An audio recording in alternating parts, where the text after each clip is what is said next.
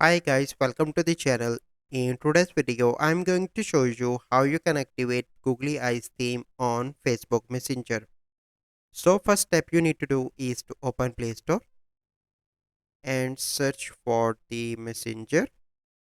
Click on that and you need to update your Messenger application first by clicking on this update button. Once you done that, you simply need to go back and you need to open Messenger application.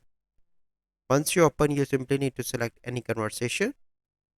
Click on the person name on the top. From here, you need to click on theme and select Googly Eyes theme and click on select. And then you need to go back, refresh, open that, and here you can see that Googly Eyes theme is now activated. So this is the process. I hope you find this video helpful. If you find this video helpful, must like this video, subscribe to our YouTube channel for future videos. We'll see you in the next video. Thank you. Have a good day.